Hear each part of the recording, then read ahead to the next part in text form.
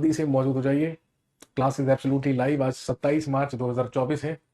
प्रियंका, सुप्रिया, रोहित, संधु, ये कुछ लोग हैं जिनके कमेंट्स मुझे स्क्रीन पर नजर आए हैं। जितने भी लोग यहाँ पर लाइव मौजूद हैं जल्दी से कमेंट करके मुझे बताइए। अरुण कुमार भी हमारे साथ यहाँ पर जुड़ चुके हैं। आइए जी, सारे के सारे लोग जल्दी से मौजूद हो जाइए। और जैसा कि आप लंबे समय से डिमांड कर रहे थे और इंतजार कर रहे थे पॉलिटी की क्लास का, तो मैंने आपसे कहा था कि जल्दी ही आपकी पॉलिटी की क्लासेस भी हम क्या करेंगे, स्टार्ट करेंगे। चलिए जी, आ जाइए सारे के सारे लोग, आज हम पढ़ेंगे पॉलिटी। सारे के सारे लोग जल्दी से मौजूद हो जाइए।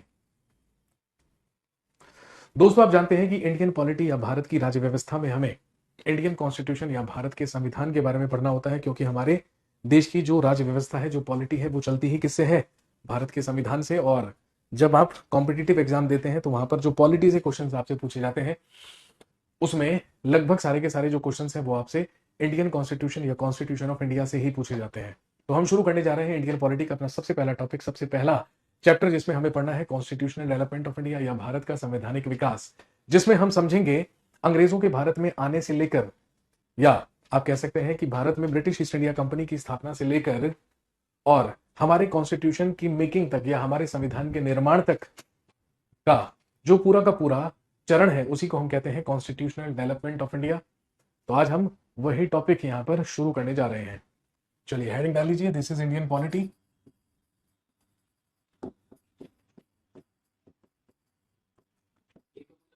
हाँ, या भारतीय राज्य व्यवस्था, इंडियन पॉलिटी या भारत की राज्य व्यवस्था, जिसमें आज हमारा टॉपिक रहेगा, हेडिंग डाल लीजिए, कॉन्स्टिट्यूशनल डेवलपमेंट ऑफ इंडिया।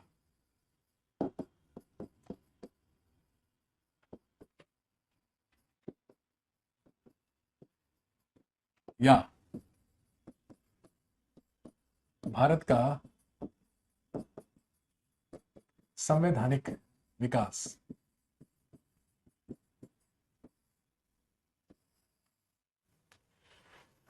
कहानी की शुरुआत वहीं से होती है जब अंग्रेजों का भारत में आगमन होता है, या जब अंग्रेज भारत में आते हैं।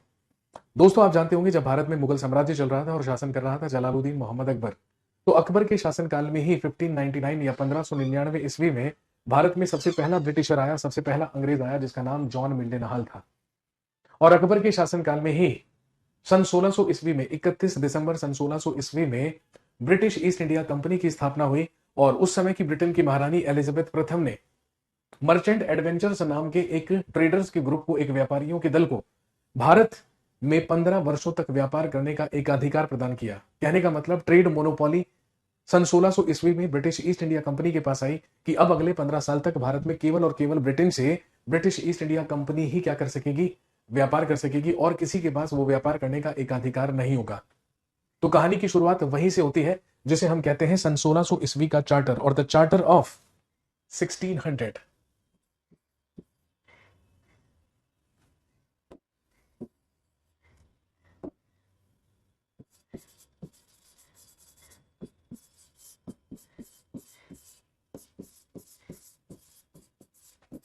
सोलह सौ ईस्वी का राजलेख।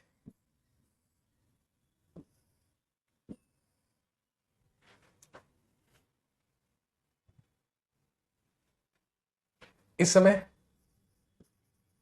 क्वीन एलिजाबेथ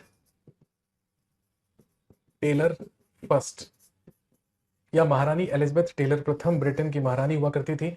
और ध्यान रखेंगे, एलिजाबेथ प्रथम के ही द्वारा, एलिजाबेथ प्रथम के ही द्वारा 31 दिसंबर सन 1600 ईस्वी को इस राजलेख या इस चार्टर पर हस्ताक्षर किए गए और स्थापना हुई ब्रिटिश ईस्ट इंडिया कंपनी की।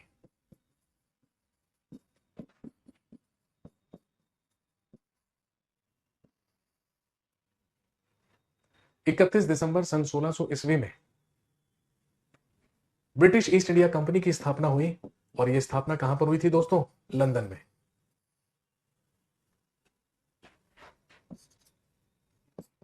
और लिखेंगे, this company got trade monopoly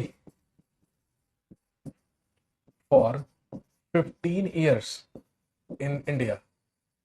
लिखेंगे, इसी कंपनी को भारत में 15 वर्षों का व्यापारिक एकाधिकार प्राप्त हुआ। इसी कंपनी को भारत में 15 वर्षों का व्यापारिक एकाधिकार प्राप्त हुआ। और आप अच्छी तरीके से जानते होंगे, सन 1600 ईस्वी से लेकर सन 1700 ईस्वी तक, यानी कि सिर्फ 100 साल के भीतर अंग्रेजों ने भारत के 3 महत्वपूर्ण क्षेत्रों पर या बंदरगाहों पर अधिकार कर लिया। और यहां पर अंग्रेजों की 3 प्रेसिडेंसीज स्थापित हुई। हालांकि Britishers established their first factory in 1613 in Surat. अंग्रेजों ने भारत में अपनी सबसे पहली फैक्ट्री, अपना सबसे पहला व्यापारिक कारखाना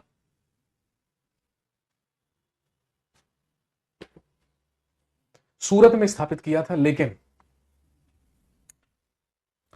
1700 ईस्वी तक अंग्रेजों ने भारत में अपनी 3 प्रेसिडेंसीज स्थापित की, जो कहलाती थी कलकत्ता, मद्रास और बंबई।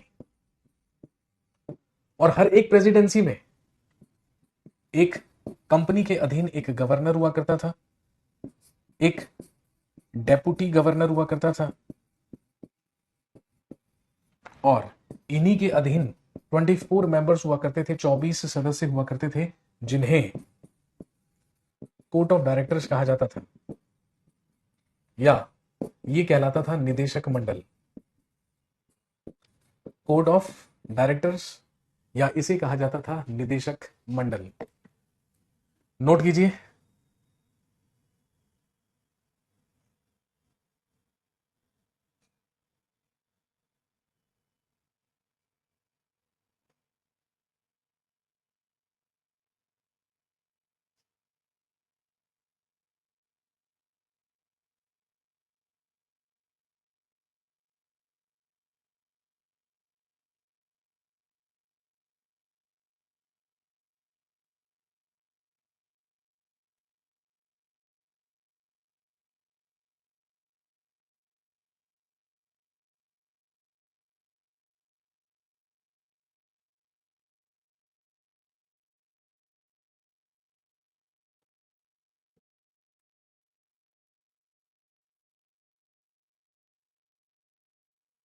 सर फर्स्ट क्लास है ना? जी हाँ, पॉलिटी का सबसे पहला टॉपिक ही हम स्टार्ट कर रहे हैं भाई। तो अंग्रेजों की भारत में 3 प्रेसिडेंसीज हुआ करती थी, कलकत्ता, मद्रास और बंबई, जहां पर एक गवर्नर, एक डेप्यूटी गवर्नर और 24 मेंबर हुआ करते थे, जिन्हें कोर्ट ऑफ डायरेक्टर्स या निदेशक मंडल कहा जाता था। लेकिन ध्यान रखेंगे, अंग्रेजों ने सबसे पहले बंगाल पर अधिकार किया, क्योंकि जब मुगल साम्राज्य का पतन होने लगा औरंगजेब की मृत्यु के बाद, तो मुगलों के ही जो सूबेदार थे, मुगलों के ही अधीन जो राज्य थे, वो मुगलों से इंडिपेंडेंट होने लगे, जिसमें से एक राज्य बंगाल भी था।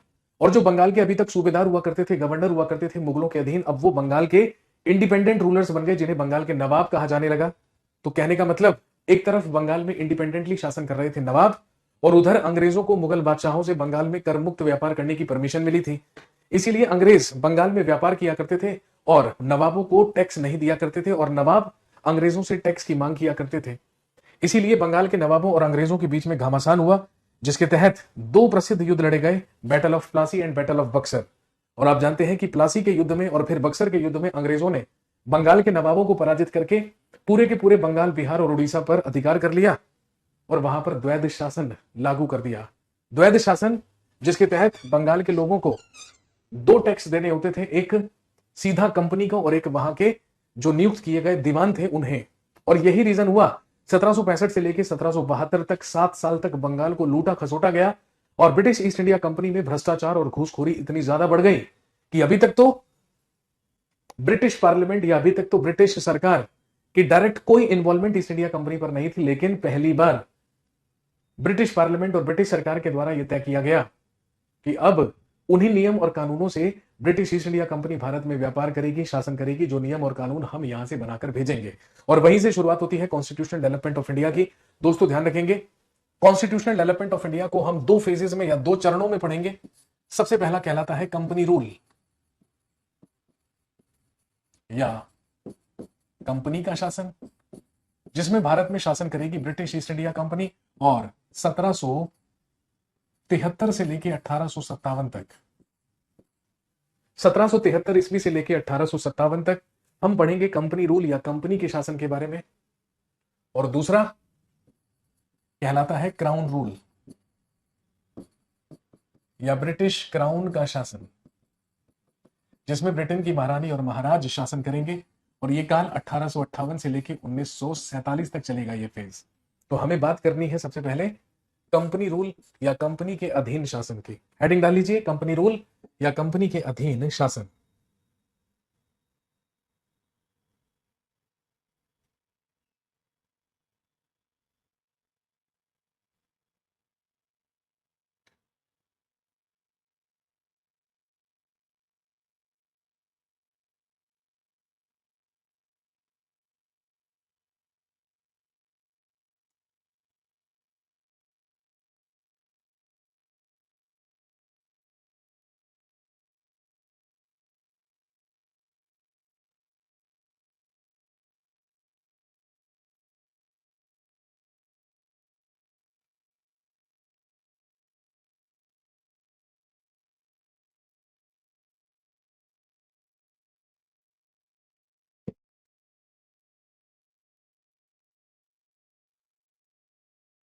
सर प्लीज आप डेट्स इंग्लिश में बोल दिया करें।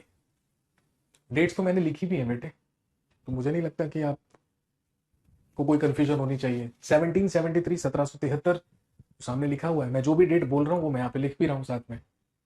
ठीक है, तो चलिए शुरू करते हैं। कंपनी रूल या कंपनी के अधीन शासन के तहत ब्रिटेन से भेजा गया भारत में सबसे पहला एक्ट जो कहलाता है, हेडिंग डाल लीजिए,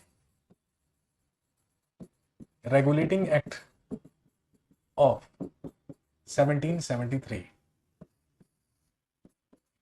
1773 का रेगुलेटिंग अधिनियम। क्या क्या महत्वपूर्ण काम 1773 के रेगुलेटिंग एक्ट के तहत किए गए, उसी के बारे में हम बात करेंगे।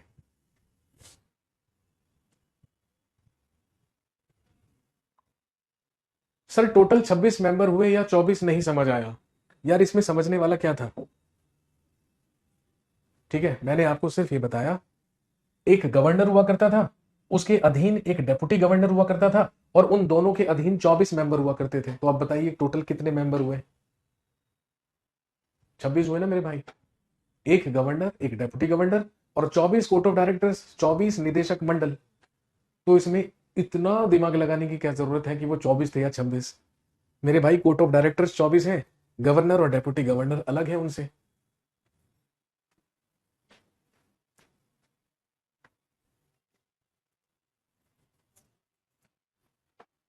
चलिए 1773 का जब रेगुलेटिंग एक्ट पारित करके भेजा गया तो यह डिसाइड किया गया कि अब ब्रिटिश पार्लियामेंट के द्वारा ईस्ट इंडिया कंपनी को भारत में 20 साल का व्यापारिक एकाधिकार दिया जाएगा, 20 साल की ट्रेड मोनोपोली दी जाएगी और 20 साल के बाद उसे रिन्यू किया जाएगा, एक्सटेंड किया जाएगा। लिखेंगे सबसे पहला point, as per this act, इस अधिनियम के तहत East India company got the trade monopoly for 20 years. लिखेंगे इस अधिनियम के तहत ईस्ट इंडिया कंपनी को 20 वर्ष का व्यापारिक एकाधिकार प्राप्त हुआ। As per this act, British East India Company got a trade monopoly for 20 years. East India company को इसके तहत 20 वर्ष का व्यापारिक एकाधिकार प्राप्त हुआ कि अगले 20 साल तक भारत में व्यापार करने का अधिकार केवल और केवल ईस्ट इंडिया कंपनी के पास रहेगा। दूसरा महत्वपूर्ण काम क्या किया गया, जो मद्रास और बंबई के गवर्नर थे उन्हें बंगाल के ही गवर्नर के अधीन कर दिया गया, यानी कि बंगाल के गवर्नर की पावर्स बढ़ा दी गई, जिसे अभी तक कहा जाता था governor of Bengal. Now he became governor general of Bengal. लिखेंगे बंगाल के गवर्नर को अब बंगाल का गवर्नर जनरल कहा जाने लगा। बंगाल के गवर्नर को अब बंगाल का गवर्नर जनरल कहा जाने लगा। तो चाहे आपसे पूछे लास्ट गवर्नर ऑफ बंगाल, चाहे आपसे पूछे first governor general of Bengal, ये कौन बना, तो लिखेंगे वॉरेन हेस्टिंग्स। बंगाल का सबसे पहला गवर्नर जनरल बना Warren Hastings.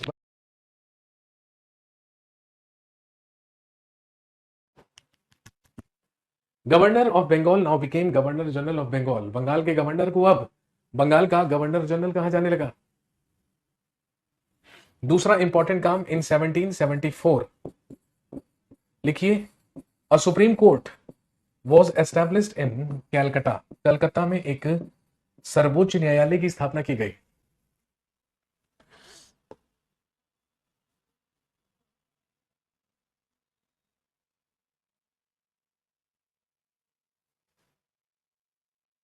Supreme court was established in Calcutta, Calcutta में एक सर्वोच्च न्यायालय की स्थापना की गई। और ध्यान रखेंगे जिसमें चीफ जस्टिस बनाया गया लॉर्ड एलिजा इम्पे को। लॉर्ड एलिजा इम्पे बने भारत के सबसे पहले सुप्रीम कोर्ट के सबसे पहले मुख्य न्यायाधीश। और एलिजा इम्पे के साथ साथ 3 अदर जजेस वर आल्सो अपॉइंटेड, 3 अन्य न्यायाधीशों की भी नियुक्ति की गई।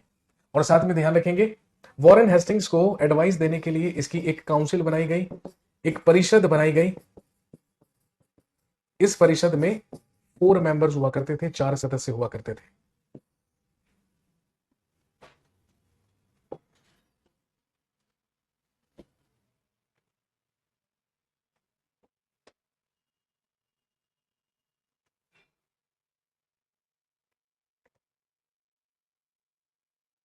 इसके अलावा लिखेंगे members of East India company,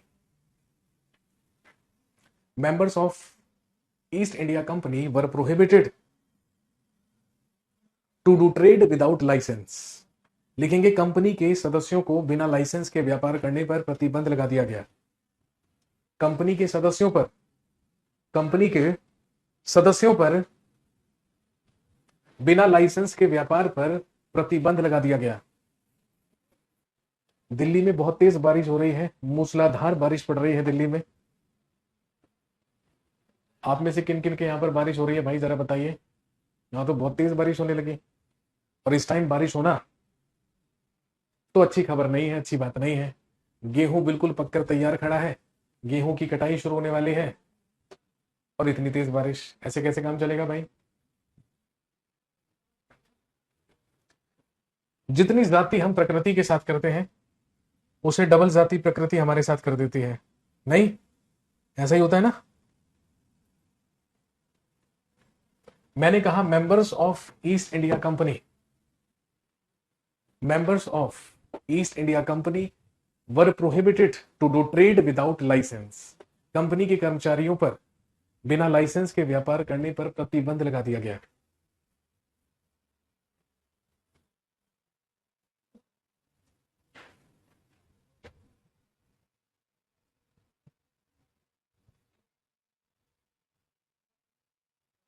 इसके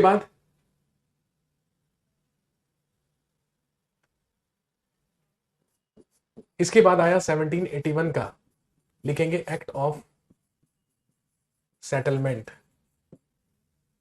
1781 का संशोधनात्मक अधिनियम।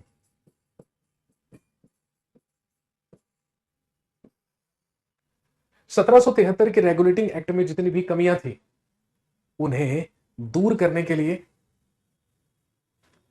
एक्ट ऑफ सेटलमेंट या संशोधनात्मक अधिनियम 1781 ईस्वी में भेजा गया। लिखेंगे एज पर दिस एक्ट, इस अधिनियम के तहत, एज पर दिस एक्ट, इस अधिनियम के तहत, लिखेंगे reforms were made in 1773 regulating act. लिखेंगे इस अधिनियम के तहत, इस अधिनियम के तहत 1773 के रेगुलेटिंग अधिनियम में सुधार किए गए।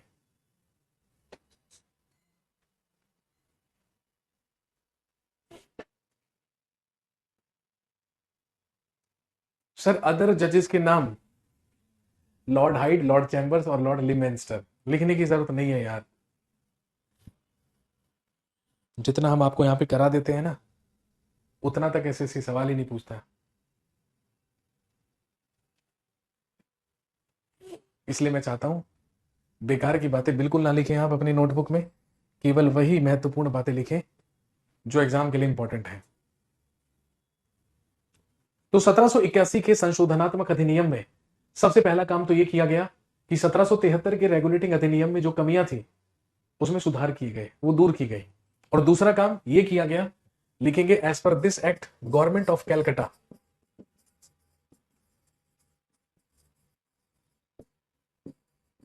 गॉट द पावर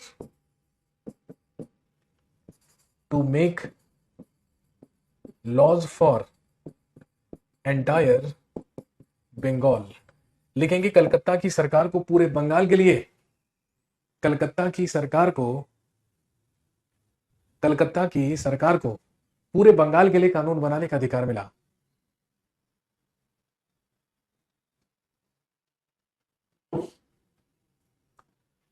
कलकत्ता की सरकार को पूरे बंगाल के लिए कानून बनाने का अधिकार प्राप्त हुआ 1781 के एक्ट ऑफ सेटलमेंट या संशोधनात्मक अधिनियम से। इसके बाद अगला एक्ट पारित होकर आया जो कहलाता है, लिखेंगे 1784 का पिट्स इंडिया एक्ट।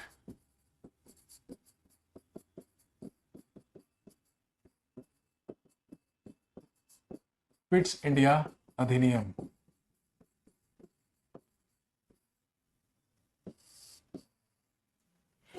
इसके बाद आया 1784 का पिट्स इंडिया एक्ट या पिट्स इंडिया अधिनियम।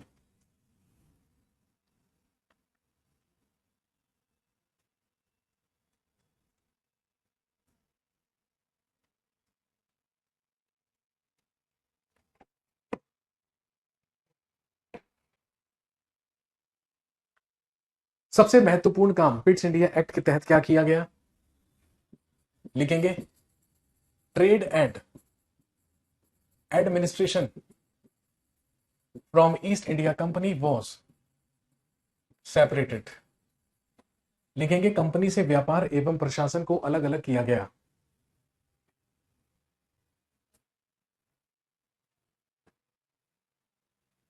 सर क्लास का शेड्यूल तो बताया नहीं था आज का, मतलब समझा नहीं मैं। क्लास का शेड्यूल तो आपके बैच में ही होता है ना मेंशन, टाइम टेबल। आपके पास फोन वोन आता है क्या यहाँ से कि भाई साहब आज आपकी क्लास अटेंड कर लीजिएगा? 11 बजे तो क्लास होती है आपकी।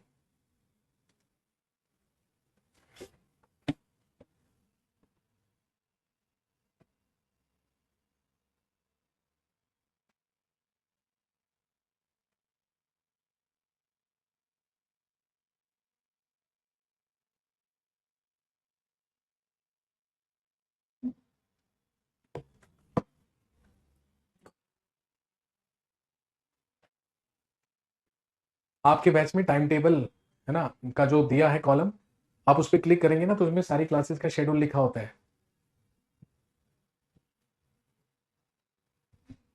सर प्लीज थोड़ा हिंदी में भी बोला करो।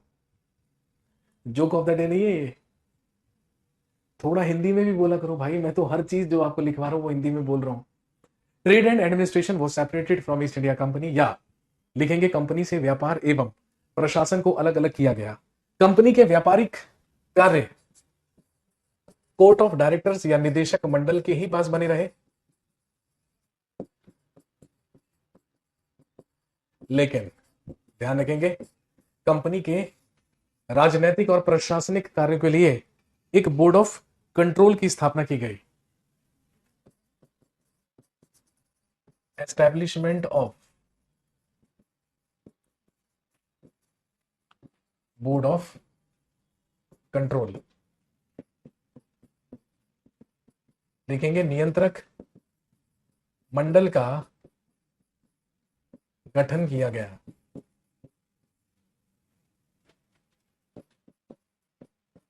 और इसमें कुल 6 मेंबर्स या 6 सदस्य हुआ करते थे।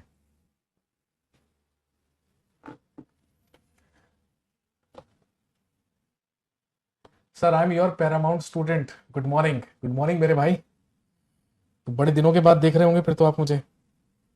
पैरामाउंट तो मुझे छोड़े हुए अरसा हो चुका है। ईसा के जन्म से 600 साल पहले ही मैं पैरामाउंट में पढ़ाना छोड़ चुका हूं।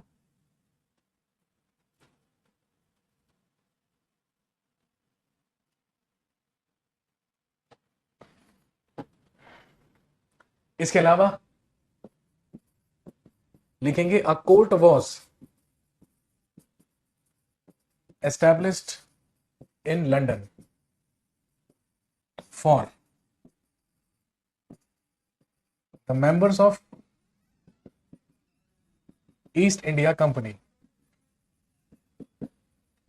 लिखेंगे ईस्ट इंडिया कंपनी के सदस्यों के लिए, ईस्ट इंडिया कंपनी के सदस्यों के लिए लंदन में एक न्यायालय की स्थापना की गई। ईस्ट इंडिया कंपनी के सदस्यों के लिए लंदन में एक न्यायालय की स्थापना की गई।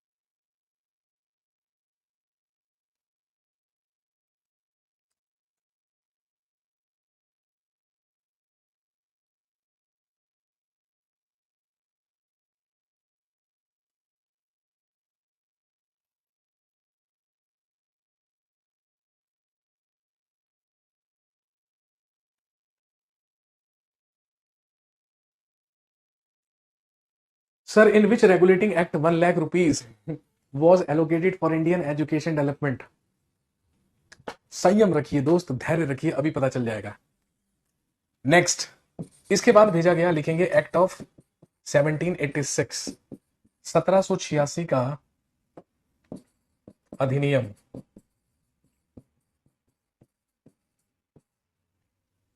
एक्ट ऑफ 1786 या 1786 का अधिनियम।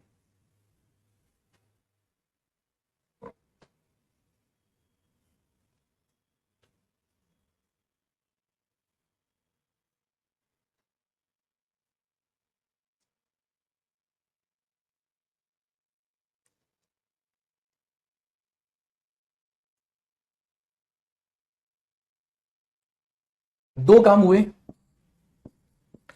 लिखेंगे governor general got a veto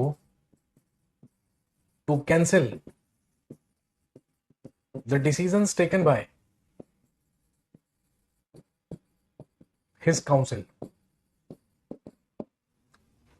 लिखेंगे गवर्नर जनरल को अपनी परिषद के निर्णयों को रद्द करने की वीटो शक्ति प्राप्त हुई। गवर्नर जनरल को अपनी परिषद के सदस्यों के फैसलों को रद्द करने की वीटो शक्ति प्राप्त हुई।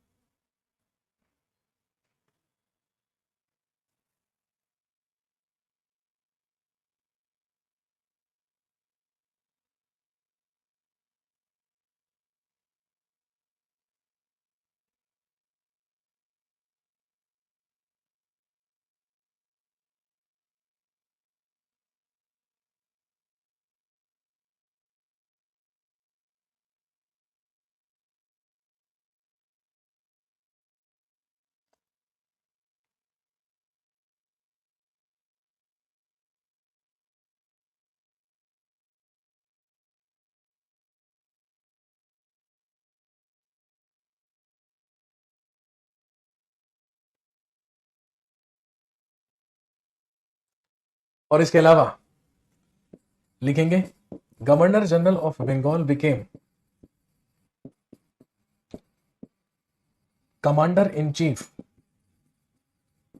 Of British army.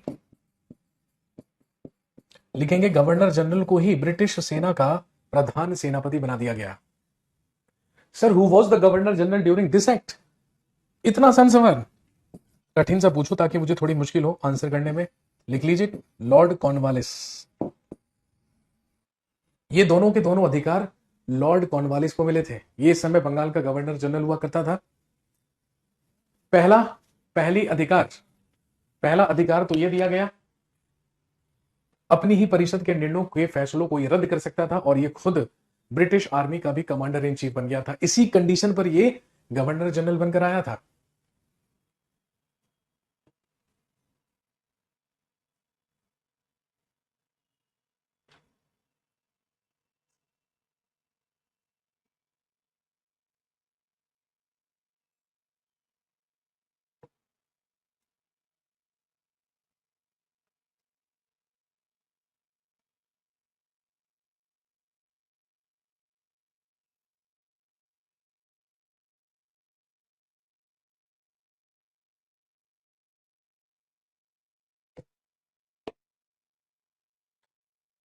सत्रह सौ तिहत्तर की रेगुलेटिंग एक्ट के तहत कंपनी को 20 वर्ष का व्यापारिक एकाधिकार मिला था।